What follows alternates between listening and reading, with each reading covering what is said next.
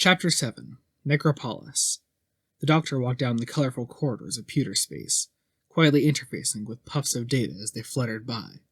His way was subtle, of course. He followed no ritual, and trod 3 paces ahead of any alien contact. In the real world, his body lay in Jan's tent, his head entwined in the mesh of a wire crown. Every now and then, this body mumbled worried words about one last try, about doing things the right way, the old way. Every now and then, that body forgot who it was in its dreams, and called those watching Dodo, or Susan, or Rassilon. But the doctor didn't know that in the Matrix. Through a maze of tightly folded information, he approached his goal. Stretched before him in the transparent void of pewter space were 1,000 colorful blocks, corporate and imperial data fields. "Heaven!" called the doctor. "Economic history!" A gray block rushed up and engulfed him. The doctor watched as bureaucrats typed casualty lists. Whole screens full of them were routed into growing black bubbles of files that were Heaven's allocations. The image fast-forwarded. More wars, more lists, more corpses. The bubbles grew bigger, and then something strange happened. All the other bubbles, all those that indicated where the other corpses were going, ejected into space, cremated, even taken back to Earth. All of them merged with the black bubbles. The Time Lord nodded grimly. For 3 decades, he watched every dead human in space being sent to heaven. He saw the programs that did this, little dark buzzing things that pumped the data into the balloons. Then the doctor left. He returned to the data fields and found the traveler's private space, the land under the hills. When he read the name, he laughed. The green block folded into forest under his feet. He was standing in the clearing where the great wheel lay, resting askew on its pivot. The air was full of smoke, and the static charge of a battle lost. "Hello!" he called. No answer came, so he wandered up to where the sword protruded from the table. Sadly, he put a foot to the wood and pulled the blade out. That was when the 3 dark figures stepped from out of the trees. They were cloaked from head to toe in black silk, and their faces were hidden. "Good afternoon," the doctor grinned, swinging the sword gently. "Wonderful place for a picnic." They didn't stop to bargain. Each figure snapped out a tiny silver disc and threw it. Computer viruses, designed to strip the doctor's image down and kill his body in the real world. Leaping up on the table, the doctor swatted all 3 aside with one stroke of the sword. One of the discs leapt straight back at its owner, and he exploded into a mass of splattered data. "We don't have to fight!" yelled the doctor. "I have battled in the Matrix of Gallifrey! Go back to your homes!" Mere bluff. The 2 remaining figures advanced on the doctor from different directions, knowing that he could not fight them both off hand to hand. The doctor looked between them, detesting the weight of the blade in his hand, even as he knew he would have to use it. Then another figure stepped from hiding. He was clad in a long purple robe, and his head was hidden in a hood. He pointed at the 2 assassins. They stumbled, as if they were on the deck of a ship, and fell straight through the forest floor, with only a little rustle of leaves. The ground closed behind them. The doctor felt their minds disengage from pewter space. He looked up at his rescuer. "Thank you," he muttered. "I thought I was alone." "Since I died," Christopher sighed, pulling back his hood, "nobody in pewter space has been alone." The 2 acolytes of the vacuum church stared down at their companion. All 3 had been connected to the same deck, but they had returned to the temple unharmed. The man's hair was gently charring as he lay across the table in the basement of the church. The other 2 cultists looked at each other. They envied his interesting death. Phaedrus shook his head, knowing that the creature below in the cellar would be angered by this failure. Still, he could follow its philosophy of no wastage. "I shall enter pewter space myself," he told the acolytes. "Attach the trap software to the deck." He gestured to the corpse. "Take that down to the cellar. In death, he can still serve the Brotherhood." "How did you survive?" The doctor wandered with Christopher through the woodlands of the virtual reality. "From what Ace said, my body is dead." Christopher shivered slightly. "Forgive me. I've become used to a lot. But that thought, it still terrifies me. The enemy sent a shock through me that killed my flesh and then vanished. They did not think that my powers would allow me to drag my memory entirely into the Matrix. Here, I still live." "And your physical form?" "There are still connections. I have yet to see what is possible. I must find out where the enemy are. It's vital. If I can find out now, I can save so many lives. I could actually call Space Fleet before any of this tragedy comes to be. I could stop it happening." "That road is closed." Christopher seemed angry. "I have become aware of so much since I became one with the dreaming. I know the future. Terrible, isn't it?" The future? Knowing it. I am starting to realize that, Doctor, but it is too late. There is no way to locate the enemy through the Matrix. They are too strong here. Now you can only do what you do best. The doctor stopped and shook his head, his face once more an expression of pain. Lose before I win, he sighed. She won't forgive me. She may. The purple figure placed a hand on the Time Lord's shoulder. He was about to say something else, but suddenly a surprised expression washed over his face. Oh, he said. Something is... Alone, wandering in the vortex, dying. The doctor was lying in the corner of the TARDIS, the radiation from the Great One's cave ravaging his body. It had taken years, 10 years of slow decomposition, years he'd forgotten. The memory of pain fades with time. So how is he here now? Did he have to go through all this again? He reached a hand out towards the console from where he lay. The hand was his own, his seventh hand. It wavered in his failing vision, and for a moment, it had the ruffled cuff of his third incarnation. You probably see yourself as you are now. Phaedrus stepped into the doctor's field of view. He was looking around the TARDIS with interest. My name is Phaedrus. I work for the Church of Vacuum. I am sorry to see you in such pain. Are you? We are trapped. We used some special software of ours on this area of pewter space. It's a very complex program, a Rudin one, I believe. It makes use of our huge banks of memory data, accesses the worst memories of the person in pewter space, and then turns the matrix around them into a representation of that memory.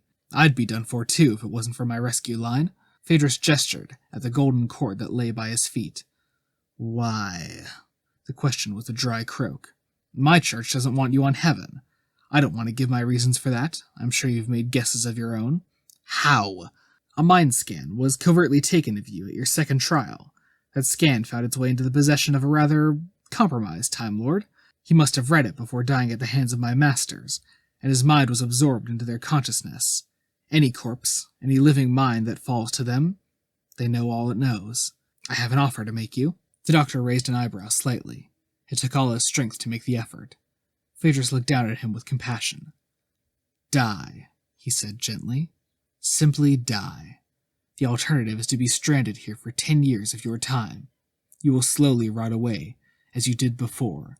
This will be very bad. Please, accept our mercy. The doctor shivered, gathering his strength. I will never surrender to you, he spat. You are an abomination! No. Phaedrus shook his head quickly. We are realists. Only that. I will return. Please don't worry. I'll be back in a few minutes of my time. That will, perhaps, be a year or so of yours. Adieu. Phaedrus stepped aside, pulled on his cord, and vanished. No, the doctor whispered. No. He tried to rise, and fell back again. His body was weak as a baby's, his every cell ruptured by the killing radiation. Death, he whispered. Again.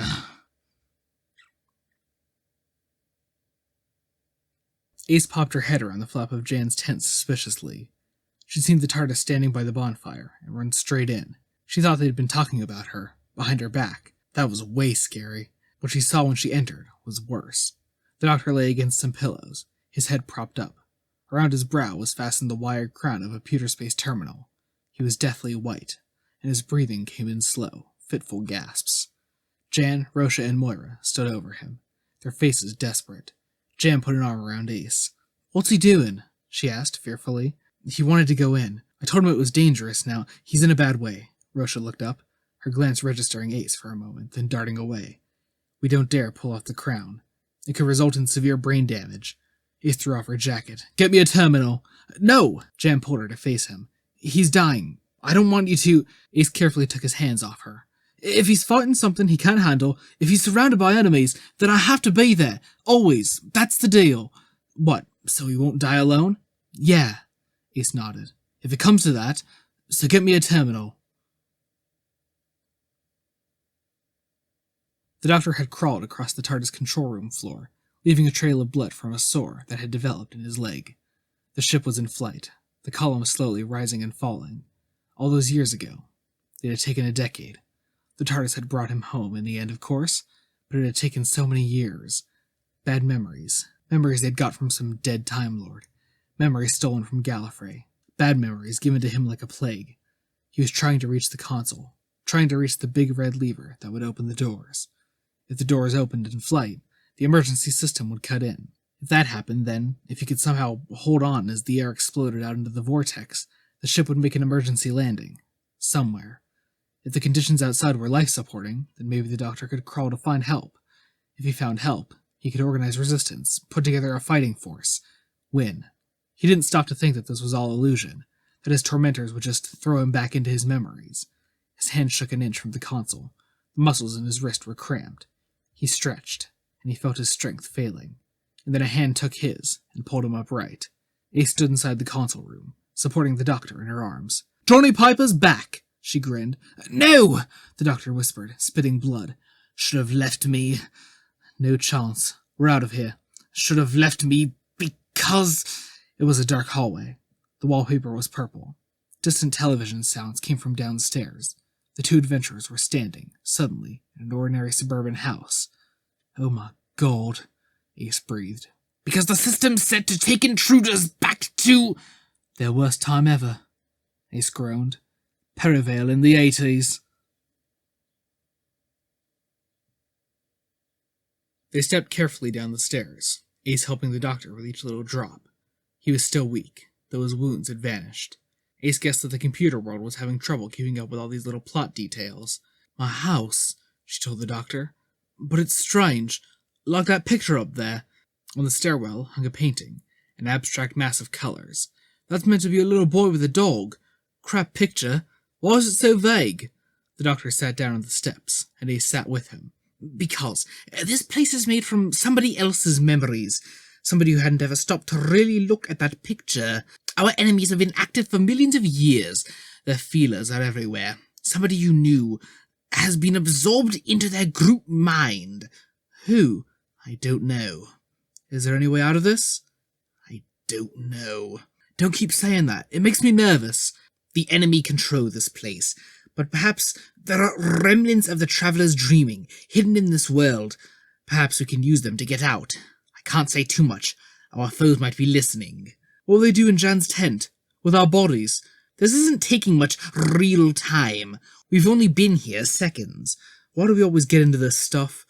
Ace shook her head. "It'd make a change to have an adventure in my own body." "Nah, on the other hand, I'll rephrase that. Come on, Dory, it's on the table." The woman who had stepped from the kitchen was in her early 40s. She was wearing makeup and an evening dress that was out of fashion. Her name was Audrey. She was Ace's mother. She looked at her daughter up and down, and sighed. "I don't know where you find that old teddy bear. You're too old, you know." And she went back inside the kitchen. The Doctor coughed. "You've grown a bit since she saw you last." "So's she," Ace murmured. They sat around the kitchen table, top of the pops on the telly. Totally ignored by Audrey, the Doctor was examining the details of the place. Ace was gazing around in astonishment.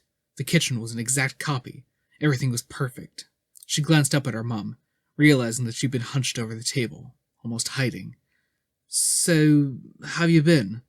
"What do you mean, how have I been?" Audrey slammed a plate of fish fingers down in front of Ace. "You see me often enough, don't you?" "No," Ace replied, remembering. "No, I don't. You were never here when I wanted you to be here. You were always out somewhere, always off with Frank or Joe or Ricky." Audrey sat down opposite her, looking only at her own plate. "I've a right. Jack's off on his travels so much. You can't begrudge me my friends. It's cool to have men for mates, but that's not it, is it? Eat your food. I'm off in a minute." Ace turned to watch Depeche Mode, prancing about. She was trying not to let these old feelings out, trying to be an adult. It wasn't that hard anymore. This was good, really. She could say it now. "Don't go," she said. "Stay here with me tonight. We can talk a bit, have a laugh." "I can't, my love." Joe's booked us a table. "You grew up without a dad. You must know what it's like." "Oh, I do. And I didn't do so badly now, did I? I've got you. Still aren't listening, eh? Just as well you're an illusion. I don't know what you've been reading. Eat your tea."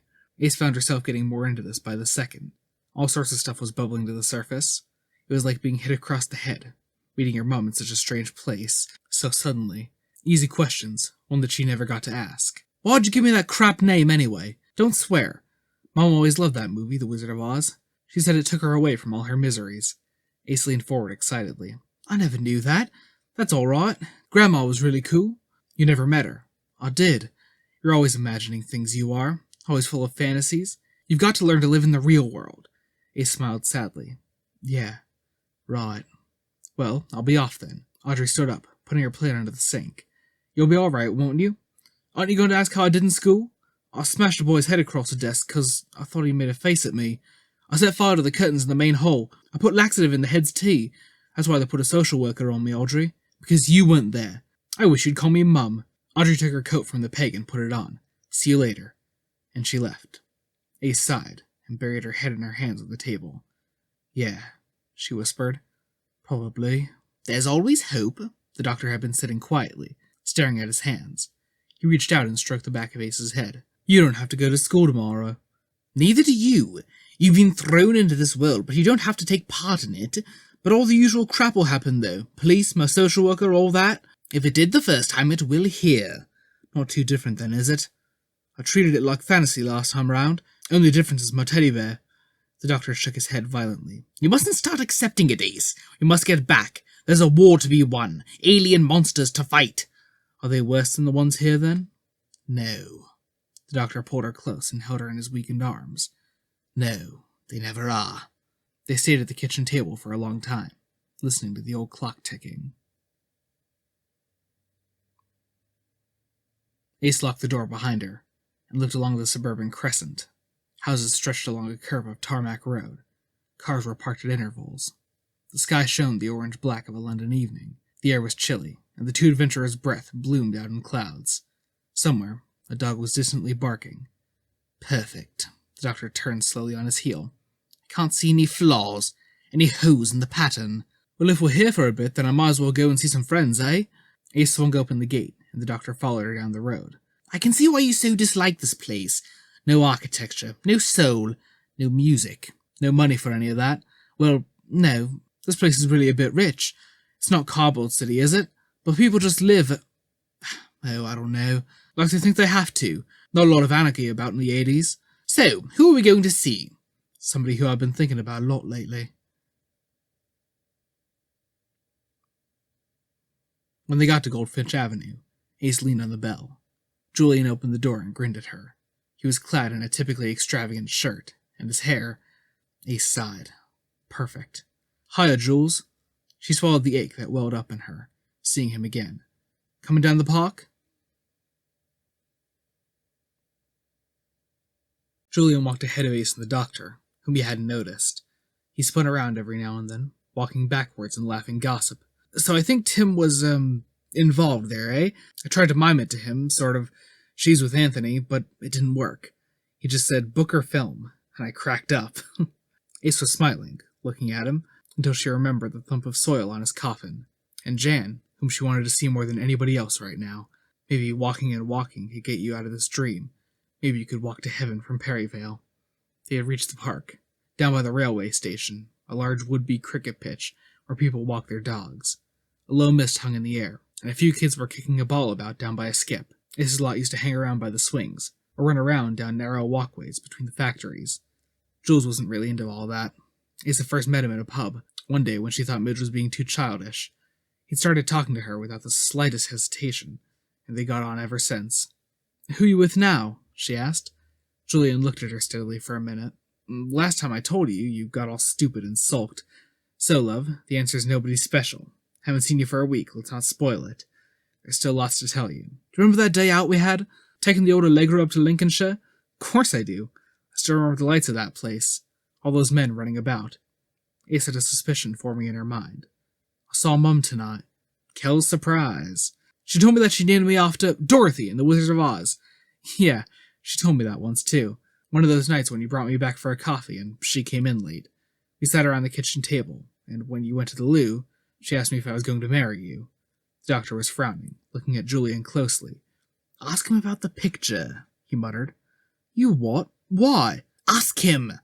What kind of picture hangs on our stairs? Julian raised an eyebrow. It's a green... something. Are you alright? Who are you talking to? Ace put a hand to her head. God, Julian, they got you, didn't they? Whoever they are. They took your memories. The doctor stepped forward and walked straight at Julian. Straight at him, and then through him. Julian gasped. Ace! Oh God, what's happened? Where am I? Ace ran forward and held him. Where do you think you are? I don't know. It's all so strange. I'm part of something else. Some great... There's so many other people in here. So many voices. He looked around him, as if trying to match the world he saw. He felt everywhere with the ideas that had rushed into his head. I'm dead, aren't I? I'm dead. Ace held on tightly, hoping he'd feel her warmth. I'm here, Jules. I'm real. Don't be scared. Can you hear me? The doctor asked. Yes. Julian looked around again. But I can't see you. Ace, where are we? We're in Perryvale, Ace whispered to him, enjoying his familiar smell. We're at home. I want you to imagine someone, the doctor cut in. Will you do that for me, Julian? Why? What's going on? I was just sitting at home and this is only dreams, isn't it? I remember lying in hospital and somebody saying something I couldn't hear, and then... Oh, Ace, why weren't you there? If I'd known, I would have been. You know that. I want you to imagine a tall person, a sexless being, once a man. He's tall, and dressed in purple robes. Shut up for a minute, for Christ's sake, Ace yelled. The doctor looked at her. It was a dangerous look. After a second, Ace patted Julian on the arm. Listen to him. He knows what he's talking about. I just get a bit wound up by him sometimes. I won't leave you alone, Jules. I won't. Don't. I don't know what's going on, Ace. Purple robes, the doctor began again. Yeah, right. Julian blinked and concentrated. Ace watched as a figure formed on the grass of Perryvale Park. You're changing the world, Jules, she told him, with your imagination. You always did.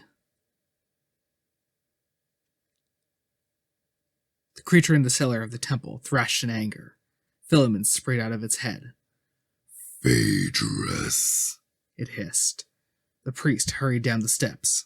He'd been on his way to report his success inside the Matrix. Yes, my lords? There is activity inside the Matrix. We have been maintaining the trap, but it is changing. How? I can't imagine. Old data is being recalled to memory. We cannot erase it. You must go back inside and stop it. Phaedrus bowed quickly and ran back up the steps. Christopher looked straight ahead. His body was fully formed, and the doctor had been advising Julian on details of face and color. The strange figure stood motionless in front of the cricket screens. The doctor frowned. That's perfect. He hasn't been erased from the program. Our enemies didn't have time to get rid of anything. All they did was write new data over the old. Julian managed to find him again. Wait a minute, Professor. I thought that Christopher was dead. Ace had one arm wrapped around Julian's shoulder still. What's he doing here? He transferred his consciousness completely into pewter space. The doctor was pacing, his hands wrapped behind his back. His mind will live on here, for a while at least. So why can't we retrieve it? Julian was looking between Ace and the doctor, blinking as the Time Lord swam in and out of vision. Listen, there are other things that I can see. Underneath Perryvale, there's a whole forest. And in the forest, there are wonderful things. Old things, people from old stories. Those stories are under everything, the doctor nodded. They are retold and replayed many times, and the people in them are real. Nothing is ever forgotten. Just what I was thinking. The figure stepped forward from the bushes, brushing twigs off his silver suit. He seemed to become more solid with every step. He smiled brightly at the doctor. I don't know about you, the trickster said, glancing up at the sky, but it's about this time in the evening that I like to put a sparkler into a corpse. A fizzing sparkler appeared in his hand, and he reached quickly across to Christopher, bouncing the fiery wand off his head. Christopher opened his eyes and laughed. Oh, he said, what a strange place the universe is. My thoughts exactly, muttered Ace. How are you here then, Merlin? The trickster asked the doctor. I've had better days. Christopher looked quickly around. What is this place? He asked. Perryvale, Julian told him. I'm Jules. This is Ace, that's Vic, and he's called the doctor. I think I'm dead, but we're very sorry about Perryvale itself. It's, Ah! He gave a little cry, and his eyes rolled upwards. Julian! Ace exclaimed, but he was gone from her arms. Vanished. Behind Ace stood Phaedrus, holding the bloody sword he'd pushed into Julian's back. Back into the group mind he goes, the priest said, glancing around the group. I'm astonished at what you've done here, but this is the end of it. This sword is a very powerful attack program. I'd advise you to surrender and accept a quick death. Julian can't imagine anything else to help you now. You're gonna die. Ace turned, but Phaedrus gestured at her to stay at arm's length. Angry, she took a step back. I hope so, the priest replied evenly. The surroundings were blurring back into a vague white void. The doctor looked down. Still got your cord? Indeed. I wouldn't want to be trapped in this myself. The trickster wandered up to Phaedrus and put his hands on his hips. That's fine workmanship, that sword is. I will have none of your words, trickster, Phaedrus muttered. But you're just an illusion, the product of the superstitious minds of the travelers. Oh, I am I? The god figure turned to face the others. Well, I've got a better sword than that one, anyhow. With a flourish, he produced the sword that had been embedded in the center of the great wheel. Where could you get a sword like that, then? The doctor asked playfully. This is the Diana and Trickster sword, and it's, miles better than that one. The trickster suddenly tossed it to Ace, and vanished with a grin just as Phaedrus swung a blow at his head. Ace weighed the blade carefully as the priest spun, ready to attack her. She could still half see Perryville, remember the smell of Julian, aftershave, and love. You're so wrong, she told Phaedrus. Do you really think we're going to line up and get killed? I would prefer it. Phaedrus leapt at her, smashing down at her with his sword. Ace parried easily, swinging his blade aside. The doctor and Christopher were apparently ignoring the fight, muttering together. Ace glanced over at them and gritted her teeth. Just her, then. Her in a fight for whatever Julian stood for. She took 3 blows straight on the sword, parrying down, up, down, forcing Phaedrus to step back. There was no art to his swordsmanship. He was simply trying to impale her, as quickly as possible. Where's Julian gone? She yelled at him. He's part of the group mind again, as I said. One of us. He's not one of you! Ace smashed aside the priest's blows. He doesn't belong with you. He's alive. He'll always be alive, and I'm going to set him free. That's impossible, Phaedrus shouted. You stupid bastard! Ace slashed hard and sent Phaedrus' sword flying. Anything's possible. Don't you know that from Julian? With a flick of the blade, the cord that held Phaedrus to the real world was snapped in two. Suddenly, they were in a low, dark room. The wooden paneling smelled of death. Phaedrus looked around himself, panicking. No, he bellowed. Not here. We're all in the same boat, the doctor said, putting a hand on the priest's shoulder. What's your nightmare? Where have your fears brought us? In the corner of the fetid room was a bed, and someone lay in it, dying. Phaedrus ran over to it and knelt. In the bed lay an old woman, gasping for air. Mother, the priest cried. Don't go. Don't go. I must, a hissing voice replied. Please, Phaedrus, don't let it end like this. Give me my medicine. The other inhabitants of the room could only watch. It was, Ace thought, like they were suddenly in a theater, watching a play. Phaedrus stood, his eyes full of fear. Yes, he whispered. He glanced at his audience as he ran to a side cabinet. She asked me, he assured them. She asked me. Ace stared, horrified. Phaedrus was feeding his mother something with a spoon. She smiled at him, and then coughed, belching out blood. Her head fell to the pillow quite suddenly. Phaedrus looked up, expecting something. His eyes were full of sadness. The door opened, and in walked a terrifying giant, his hands and head huge in proportion to his body. What have you done? Bellowed Phaedrus' father, rushing to the bed. Christopher silently pointed. Through the door, golden sunlight was beaming. The forested dales of the land under the hills lay outside. Cool air that smelt of summer gently wafted in. The huge father was screaming into the dead woman's face. Phaedrus was standing to one side, watching. As Christopher hurried out of the door, Ace turned back for a moment. Her eyes met those of Phaedrus. You don't have to stay, she began. The doctor put a hand on her shoulder. No, he said. Come away. The doorway vanished as they stepped out into the sunlight. Trapped in a loop, the doctor snarled. Very neat. The trap program trapped the person who brought it in here, and that looped back to his terminal. Very lucky. Ace stretched and spat on the ground. The whole thing had made her feel dirty. Damn it, she whispered. Julian. God, she wanted to get back to Jan. We'd better go, the doctor told Christopher. Indeed. I will see you soon. Now you must go out into the real world and win. The being in purple waved his hand, and the forest vanished. "I can't win!" the doctor shouted, tossing his head. "Whatever I do, I'll lose something!"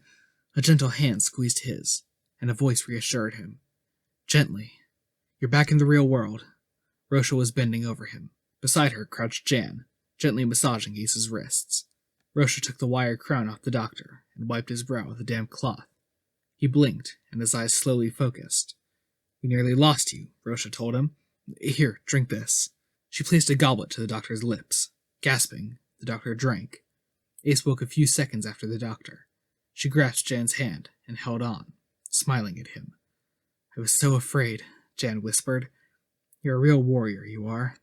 Unseen by either of them, Rosha shivered, watching the doctor drink. Too raw. Ace pulled Jan close and hugged him, sitting up. "That's the best use for the vacuum church's goblet," Jan nodded at Rosha. "Perhaps that's what the trickster meant, that it would be used to help save a life." "Should have asked him," Ace grinned. "Hey, Professor, is Phaedrus trapped in the Matrix?" "No." The doctor made an effort and sat up. "He'll leave when he wants to." He looked between them all and smiled a giddy smile. "I think it's time we all work together. Perhaps there are alternatives, things I haven't thought of. Time I told you some of what's going on." Ace reached over and smoothed a hair back from his sweat-soaked brow. "Smartest thing you've said since we got here," she grinned. Phaedrus jumped upright from the table and pulled the wire crown from his head violently. He stared down at it for a moment, shivering. Gradually, he became aware of his converts around him. "The book," he gasped after a moment. "I didn't stop him. He's like a fox. We must stop him finding the book. Kill them all if necessary." A pain burst into his head, and he grabbed his brow. Through clenched teeth, Phaedrus corrected himself. No, the doctor is not to be harmed." He calmed once more. "He's useful to us now." Phaedrus didn't look up as his acolytes rushed to obey his orders. He continued to stare at the wire crown on the table. After a few minutes, certain he was alone, his lips formed a silent word. The word was mother.